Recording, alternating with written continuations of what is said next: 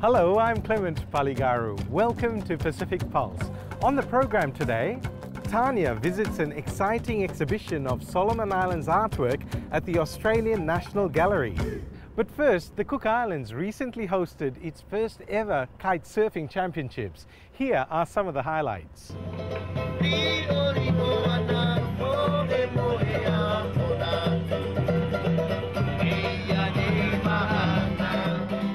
The kite surfers were welcomed at Rarotonga International Airport with traditional A's.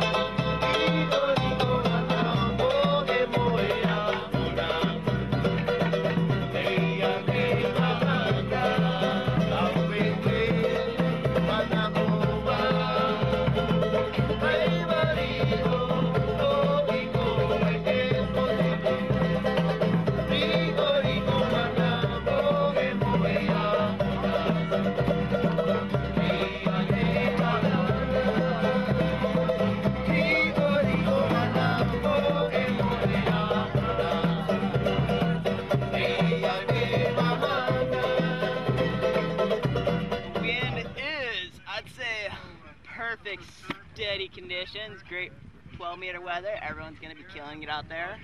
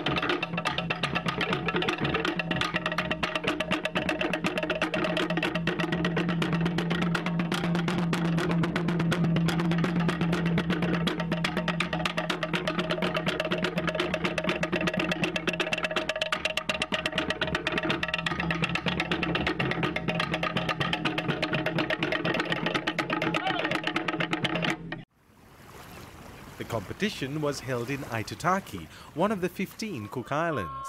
The local church group sang a traditional turo or hymn, praying for the safety and enjoyment of competitors.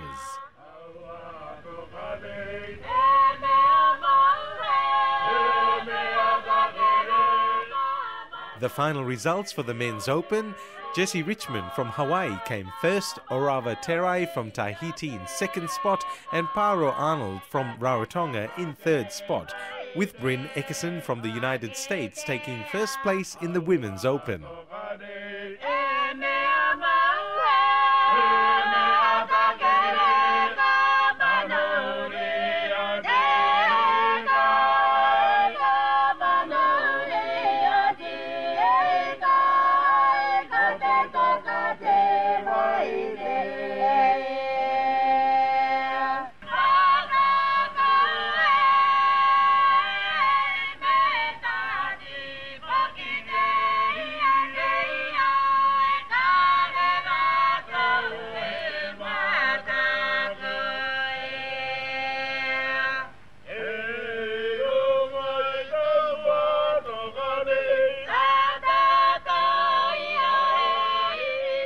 Earlier this year, Tanya Nugent profiled a groundbreaking exhibition of art from Solomon Islands at the Australian National Gallery in Canberra.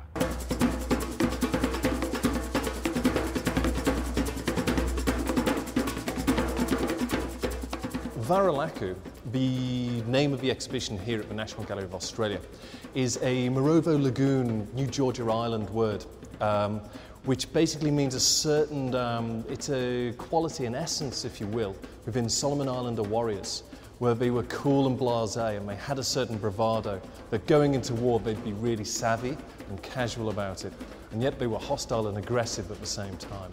And I think it's a very nice word to explain an exhibition which is bringing together aspects of the human form. It's an exhibition of sculpture, the human body, the way it was treated in different art areas across the Solomon Islands, and also adornments which would embellish the body, the bling, if you will, the way to look good and feel good.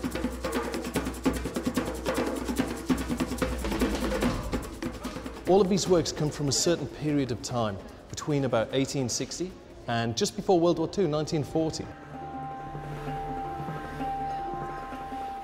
Older custom works of this sort of vintage, if you will, I would say is few and far between.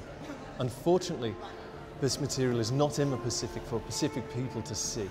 Australia is the nearest place, compared to America, Paris, Germany, London and so on, to get a chance to see these things.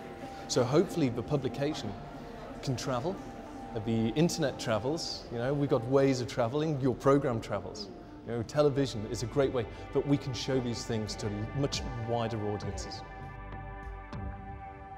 Crispin, tell us about this young lady. This young lady was on a storeroom shelf in a museum in New South Wales, and she just really shined out.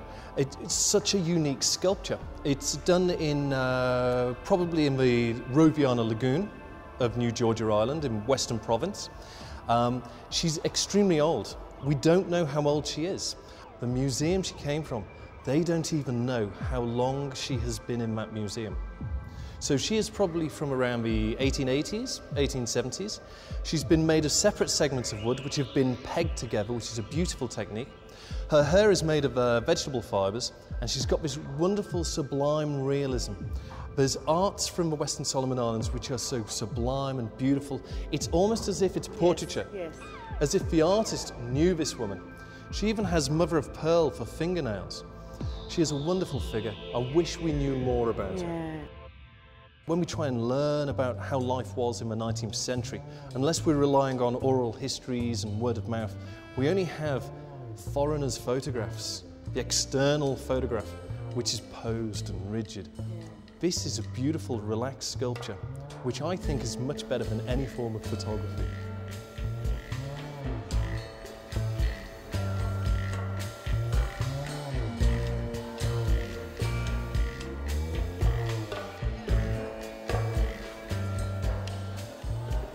Nothing stays fixed forever. And that's one of the things I'd like to show within this exhibition. The mixture of custom and things made for trade and so on, and things from different periods of time within that era.